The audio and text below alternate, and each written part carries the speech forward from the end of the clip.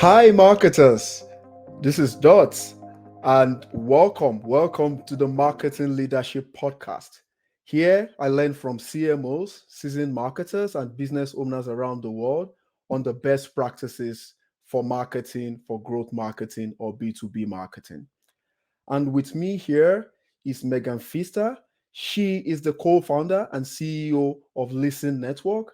And with her, we will be talking about why CMOs need to integrate podcast paid promotion into their B2B growth strategy. I know you guys are ready, and let's get it. Megan, it's nice seeing you once again, and welcome to our podcast. We typically like to start with telling us about yourself, your background, your role. I mean, I know you are a renowned marketing scrum master, so I'd like to learn more about that and some of the many things that you've accomplished. Sure, thanks. And thanks so much for having me on the podcast. I'm so excited to be here with you. So, a little bit about myself, just personally, I'm married. I have this amazing teenage daughter who just knows how to make me laugh. She makes me laugh so hard I cry sometimes. And when I'm not busy, hanging out with my family, I like to, spend time with my friends like everybody else does. And I like to Mhm. go to the gym. I try to challenge myself there a little bit and really just spend as much time as I can, when I'm not working with my family, my friends, and just doing the stuff that I really like. Try and make sure I prioritize some downtime too for myself because when you're doing all these marketing things, you really have to just take a little bit of time for yourself as well. So I recommend that to anybody. That's my priorities. And then in That's terms right. of yeah, right. It's like just take that time. So I always make sure I include that in these things because I think that's really important. We tend to talk a lot about ourselves as, in the business terms, but I think personal life is real. We should all talk That's right. about those things and talk about the things that we really care about too. So and then switching into that, right? My background for many years is really in the creative services area. So I have a degree in advertising from Penn State. I did about 9 to 10 years with the Pennsylvania Media Group. They're owned by Advanced Publications, which is part of like Newhouse. Newhouse is known for like their newspapers, but then each Mhm. newspaper has its own website, and that's where I kind of came up through the industry. And then more recently, I transitioned into a leadership role as director of talent for a company that provides world class engineering teams to large corporations. So that was a Mm. little bit of a divergence in terms of advertising, but I got to work Yeah, really that's closely with right. some technology teams. And I love it because everything sort of kind of merged together here, which I'll talk about in just a second. So Mhm. right now, I'm the managing partner for Ad10, which is a B2B sales consultancy business. Mhm. And then I'm also, and what we'll talk about more today, is the co-founder and CEO of Listen Network. And quite simply, they just provide podcast growth solutions. And then Yeah. so it's been like an interesting kind of experience together where I've got this background in advertising, and background in technology, and they kind of just merged together beautifully to create this new company, Listen Network, that I'm really excited about. So just always looking for new challenges, and this really was one of those things that excited me. And just over the years, I've been so lucky to work with some really talented and fun people along the way. Yeah, yeah, that's awesome. I think our listeners will take away the part that work life unity, as it's called right now, it's very important. But aside from that, I like the fact that through your background you have this. I call it the three pillars: people, process, and technology. You have all that really engraved in your marketing leadership, which it's just really awesome, and that's great. So now let's dive deep into the topic a little bit. Uh, when it comes to podcast as an initiative for, say, enterprise companies, mid-sized companies, or even small businesses, why do you think that companies running these podcasts are not currently meeting their objectives? Because definitely, we know that they are not meeting their objectives. They some of them are thinking of canceling out podcast initiatives altogether, especially in the 2023 world. Yeah, so the first thing that comes to mind, right, is that they actually don't have a clear understanding of what their objectives are in the first place. And I think that's also about collaborating within a company's team. So your marketing leadership might have an idea of what their objectives are, and they think, great, we're all aligned. And the reality is like the CEO might have a different objective that they think they're trying to meet. And what we find is when those things aren't aligned, that's when you run into trouble, right? So the podcast topic isn't something that is relevant to the objectives. What they're tracking isn't relevant. How they're promoting it isn't relevant, and it all falls apart. So it's not just saying, like, of course I know as a marketer what my objectives are. But like we're great at that, right? Like we know how to do that. But it's making sure Mhm. that everybody else is aligned with that so that you can keep your marketing budget whenever you have to report back to your CEO that says, Exactly. well, this isn't meeting our objectives. Like, of course it was. It's meeting the objectives that I, as a marketer, had, but I didn't get everybody else aligned with that. So I think that's a responsibility as a marketing person to make sure that like we really are all internally all aligned with what the objectives are. I think that's super, super important.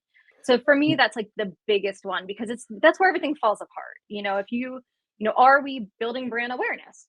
Cool. Are we like all these are legitimate objectives, whatever that might be? Are we driving sales? Are we trying to get like good relationships with either customers or potential customers or Yeah. internally? Like maybe we're Yeah. doing this for talent acquisition. Yeah. Um, but like maybe it's for the CEO and he wants to have a thought leadership process, or Mhm. maybe she has this expertise and experience that is worth sharing. So it's really just getting aligned on that first. And then Mm. there's a couple other reasons, right? Like that I see, but for me, that's always the biggest one and the easiest. I say the Mhm. easiest one to fix, but it's not. It's the easiest one to be aware of. Probably the hardest one to fix. Getting everybody aligned is not always the easiest thing. Yeah. And Yeah. then then it comes down to things like content. So now that we know what our objective is, does the content actually resonate with that audience?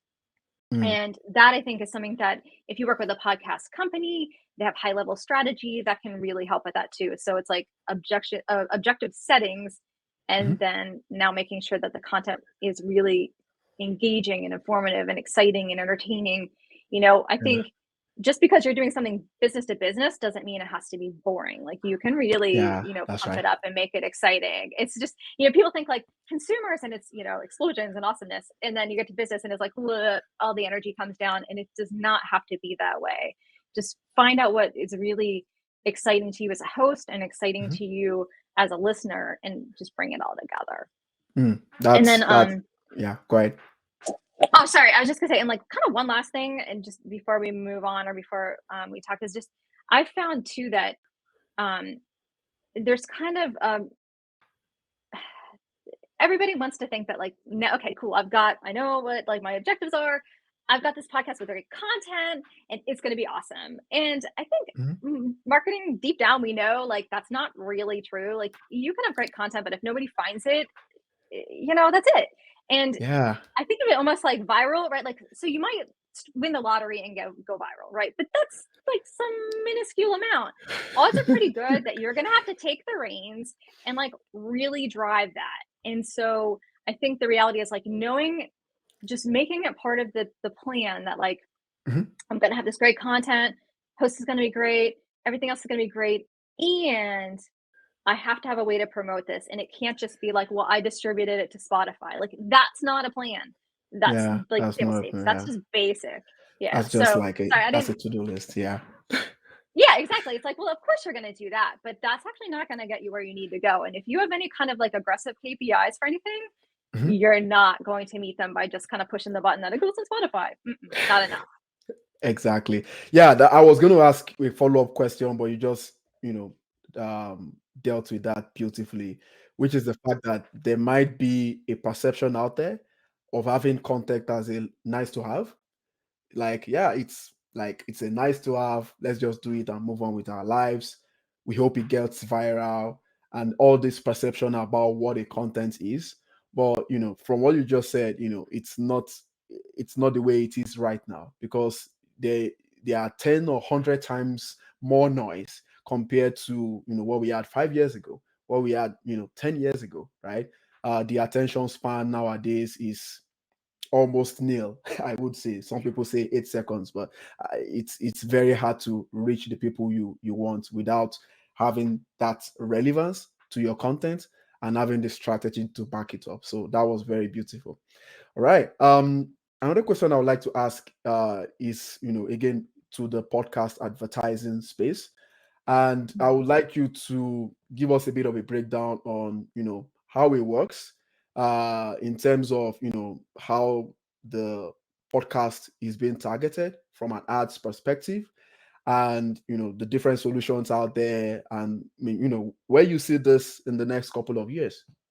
So, I mean, when we think of like podcast advertising, there's a couple different angles for it, and I'll just kind of talk a little bit about it. So, a lot Mhm. of times when we think of podcast advertising, we think of advertising within a podcast. So, I host a podcast, I have advertisers, they provide a service or business or whatever. And so those are like your host read stuff. If you listen to any podcast, you'll recognize these things like host Mhm. read, Mhm. pre-recorded ads, usually read Mhm. by the host or some member of a host team.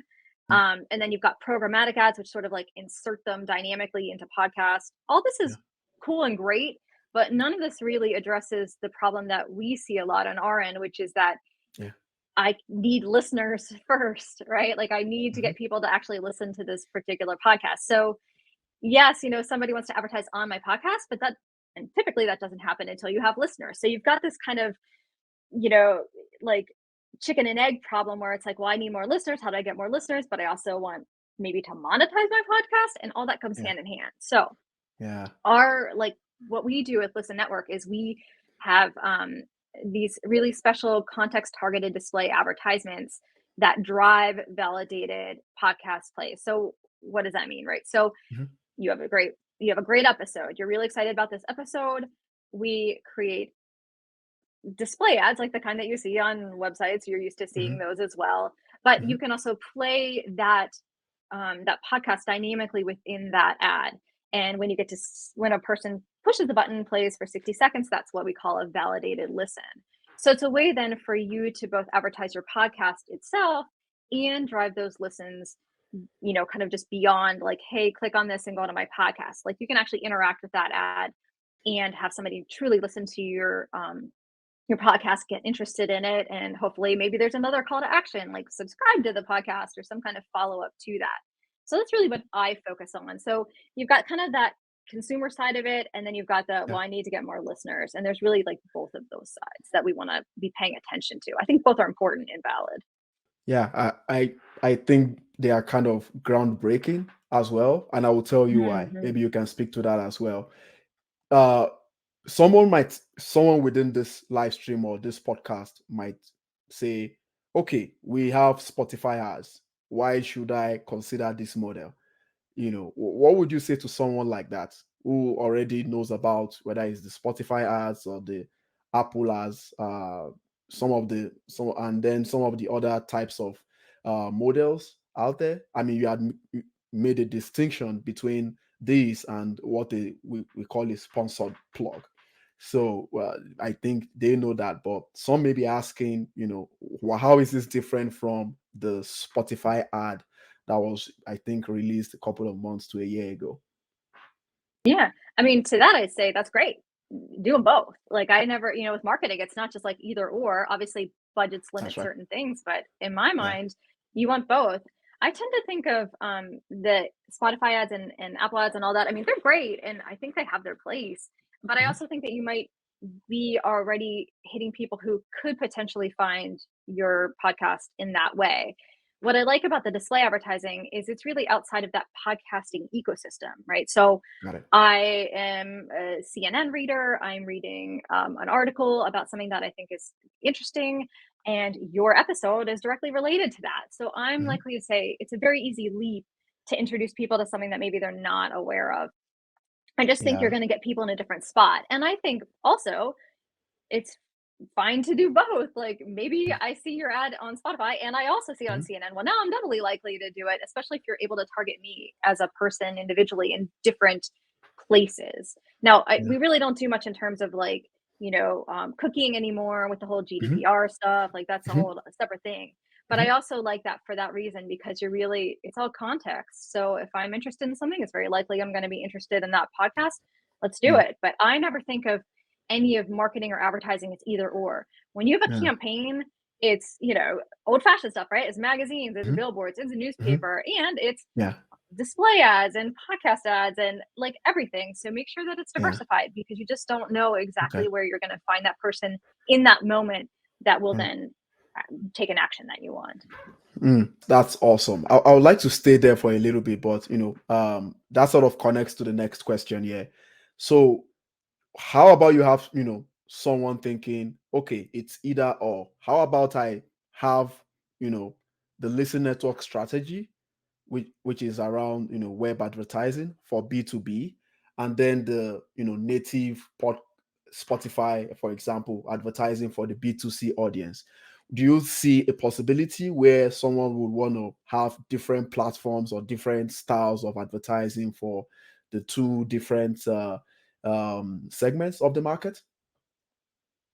Yeah, I think it probably depends on what your show is and who the target audience is, but ultimately, I would if it was me, I would run 2 different campaigns, I would test it, I would look at the data, like, Mhm. where am I actually getting results from? I mean, it Yeah, seems so basic, but that's how I make my decisions, I mean, yeah, you're going initially always on a hunch, like, "This is what I think is gonna yeah, happen, this is what I think the results are gonna be," but yeah, ultimately, I wanna know really what the results are, and yeah. I want to test it out. So I would A/B split something like that. I would try to make it as Mhm, similar as possible and mhm. really run through 2 campaigns and then just go with whatever works best. And maybe it's to, listen network kind of display stuff, and maybe it's Yeah, just straight out of, Spotify.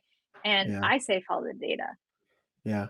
That makes sense. So, as you listen to this, some of the things I'm getting here from Megan is you need to look at the data when you're trying to segment your audiences or segment the platforms. You're always having to act on the hunch. I mean, there is this rumor out there that says Apple Podcast is for the B2B guys and Spotify is for the hippie guys. That might not actually end up being true, depending on what the subject you're talking about or the service you're trying to put out there. So basically, it's running as many tests as you can, which is very beautiful. All right. One more question here. Um, I would like to know when it comes to the measurement. You may just mention data right now, and I would like to ask, could you tell us your best three KPIs to consider when you are looking at the podcast paid advertising ecosystem, as it were, or paid distribution ecosystem? What do you think are the top three KPIs that marketers should focus on? So I have, I'll say 4 because I know you asked 3, but I'm going to tell you 4. And I'm also Okay, going to you're say welcome. that these could be completely wrong. And I'll follow up on Hmm. that why. Okay. So, Hmm. first things that we tend to look at, right? And because we need some kind of measurement ability. So, I downloads, right? Hmm. Listens, Hmm. and then engagement slash conversions, right? Like, how is the end user like interacting, right? Hmm. And I love these metrics because they're standard and you can kind of use them, again, if you're testing, you need to A/B split, like these are good ways to do that. But Hmm. and here's the big but, right? Is that if these don't align with the objectives that we talked about earlier, then it's pointless and stupid. Don't do that. So Yeah. if your objective is to your main objective of having a podcast is to go talk to decision makers at companies maybe you can't get your foot in the door with and you want to try to make sales with it, That's then right. downloads don't matter at all. Yeah. Doesn't matter. You don't even Yeah. care if anybody listens to it because that's Yeah. not what that podcast is for. So Yeah. I try to make sure that like when we're talking about these things, that your objectives are really aligned with what you're measuring. I think, if Mm. you're measuring, engagement, great, Mhm. then listens is a relevant thing. Um, and it may even be that you just like look, like I'm gonna be real, like if you're a marketer, you may just need to appease somebody in your company that's like, we need a metric, like this is not a good enough metric. Okay, then here's my Yeah, that's downloads right. and listens and whatever. But I Yeah. always try to caution people that like if your objective isn't to get more downloads, if that's not what you really care about, then it doesn't matter and don't make Mhm. decisions based on that. So, Mhm. if your podcast, let's say, is trying to close deals and you close a deal Yeah. for $3 million, who Yeah. cares if you got 10 downloads? Like you made your Mhm. money back and then Yeah. some. So Yeah. it's just like always keeping those objectives in mind and then worrying about what you're tracking alongside that. And again, realistically, track all this stuff anyway, but Mhm. be careful when you're presenting. I say, especially the presenting up, right? You're Yep. trying to like get your marketing budget renewed for the next year.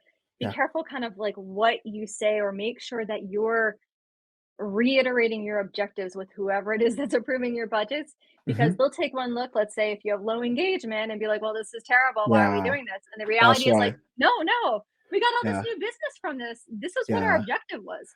yeah, So just bear that in mind. So that's the whole idea. Like downloads, listens, engagement, conversion, make sure they align with your objectives. There you go. yeah, yeah. I love that. Like in the standard PPC world, I personally I'm not a fan of click-through rates per se, or cost per click. Whilst those are valuable, they necessarily don't deliver to the bottom line, right? You have to look at the bottom line attribution, like conversions, cost per conversions, and really hone in on that, and give that visibility to your leadership. Really, yeah, this is quite insightful. Again, let me stay on that for just about a minute here. How about I have a marketer? Again, by saying I have is listeners of this podcast and their friends that say, my boss wants me to attribute this podcast content to website traffic. Do you have any ideas on how they could navigate that? Yeah, that's such a good one. I mean, that's an interesting metric, but sure. I think like, the basic part of that is just making sure that in everything that you do, you're also making sure that you're linking back and you have a way to track those links. So you can do that in a lot of different ways. Everybody kind of knows like your basic, Bitly's and all that stuff, but like the idea is set that up from the start with that, and then it's just something that you always include with it. The same way that you always include your logo everywhere, like you just have to make sure Yeah, that you're including that. So it's yeah, essentially your call to action, and I also recommend keeping it, just like anything else, keep it consistent. So same call to action everywhere all the time. Make sure that your host is including it. Make sure it's in all your descriptions, every, social media post you have, like make sure that you're doing that and that you can attribute it to it. And then like on the other side of it, and big businesses usually have this set up, but if you're a smaller business, make yeah. sure that you are actually set up with like something like Google Analytics, where you can also look at it from the website side of things. So Mhm. yes, you want to have your own tracking links, and that's really important, and you should. And I recommend, if you can, get one that's like personally branded. There's a lots of services out there that let you do that rather than generic. Mhm. And then just making sure that your website traffic can also help, like, kind of pull out how did they get into this? What was the step in? What was the exit in all your Yeah, traffic? And that'll help you with that. It's an yeah. interesting objective. I'm not sure exactly why that would be an objective, but I think, like, Mhm. obviously everybody's got their own ideas of what's important, and Yeah, I they don't do. discount any of that stuff. Like sometimes I say this sometimes, but like sometimes you just got to go through the motions, right? Okay, like Yeah, boss man or boss lady says like, I want you to track this. Like you do it. Sure, okay. I don't know where we're going with this, but okay, you got it. Like that's right. sure, Mrs. CEO, like whatever you want, Yeah, we'll do that. yeah, yeah, yeah. It's one of those things, like you said, because when it comes to top-down objectives with these kinds of initiatives, you have to try to connect as much as you can. But I think the key point I learned there is consistency. So whatever it Mhm. is you're using, if you've got any sort of website attribution, there has to be some sort of consistency. It has to be specific. Um, and if it's not needed, then you can just stick to some of the other KPIs that connects to your goal, like engagements and listens, and even just community building, right? Some industries, especially in the tech side, would thrive in a higher community count in terms of growing number of listeners, because most of those guys might be developers. So again, it's just reiterating, it's all based on your objectives. Objectives would typically will translate to your KPIs, and keep it short as well. Don't say let's target 15 places, 15 KPIs. You have to be laser focused. I think that's some of the things I'm seeing in there. Um, yeah, I know a lot of us will be very, especially a lot of our listeners, or those who are on the stream, will be excited about this already. But I am kind of pragmatic and would like to ask, are there possible pitfalls to avoid when it comes to you know getting a paid distribution growth plan for your podcast? Yeah, sure. I mean, obviously the biggest one, and that's like kind of every marketer's fear is you're going to put a bunch of money into it and it's going to have zero results and you're going to fall on your face and then you have to explain why you fell on your face. Like that to me is always the biggest one, right? It's just abject failure. And maybe I'm like a little too self-reflective on that, but that's always the big one, right? And a lot of times, like especially back when I started, and if you do something like a billboard, how do you actually measure that? Like, how do you know if anybody saw it? And a lot of it is anecdotal. But now we can measure things, and so making Mhm. sure that like those things are already in place and ready to go. And I think, or what I like to do, you can call it micromanagement if you want, but especially when I'm trying something new, is I want to be really regimented and disciplined about what I'm looking at. So I want to, like with online advertising, you can do that, right? You can look and see what the difference is between yesterday and today and Mhm. make adjustments. Yeah. So, it's never the like set it and forget it kind of thing. No. You're looking and looking again and iterating again and continuing to like hone in more and more and more on that objective, and that audience or whatever it might be. And so really the idea of like, oh, it's abject failure. Well, sure, if you said it once and guess and then forget it, and 2 weeks later you've blown your budget and you've done nothing, like of Mhm. course that's going to be a problem. But you can Yeah. really hone in and like I said, in a disciplined way. And I Yeah. also tend to think of it like I think of it in terms of development, and that is try to only pull if you can, if you have time and you have budget to do it, only pull like one lever at a time, Okay.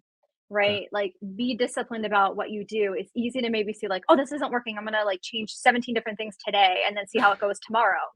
Cool, but then which one worked and which one didn't? Did I make something Yeah. worse? Why is like so just be really meticulous about it. I am a big fan of documentation, so I like to actually write up like what changes. Now, I do like platforms like Google in particular, well, they will actually show what has been changed. It actually like documents that for you on a rolling That's right. basis, Yeah. kind of like if you were doing like code commits or whatever, which is so great. So you don't even have to do Yeah. that. But Yeah. but for me, I like to sometimes think like write down, well, why did I make this change, or like what am I trying to fix here, and make sure that that's Mhm. discipline. But yeah, for me, the big word on that is discipline. Just going in every single day, being regimented about it, and pulling one lever at a time, and you'll get where you need to go. And just making sure that you're not sort of like off on chasing the next thing. Marketers are pulled in a lot of different directions, but this That's is right. really important. If you want to succeed with it, you gotta just break down and do it. It's not the most exciting part of your day, but it can be when you go back the next day and and You something's got us changed some well and you're progress. excited about it. Yeah, Yeah. exactly. Yeah. I mean, just to, I mean, I would like you to echo on this. We might have some enterprise or marketing leaders within listening to this podcast, and uh, my idea or my thoughts with regards to some of your points that you just mentioned now is the discipline, right? If if it's budget season and you're reporting to management and you're reporting a result that is not great, I my belief is that a sincere management team will appreciate the process through which you try to grow the campaign, the process through which you try to make true course corrections, the process through which you measured every aspect of the campaign, iterating and so on and so forth. So even if there is a failure and you're trying to justify, yeah, this failed in a way, but I want to try something else, so let's continue spending, Mhm. it's my expectation that your boss will appreciate the process that you have taken to grow that initiative. Would you agree to that or no? I love that, and I think that's so true, and you're right. If you're coming from somebody who's sincere with that, and I always feel like this is all data, right? Like if you can kind of remove yourself from the idea of like the idea that this is my idea and it's going to be great, and like, well, that didn't work. It fell kind of on its face. But the reality of that is if you try something and it's not the results that you want, or they're like less than stellar, then you make sure you document it, and then you go do the next thing that you're going to do.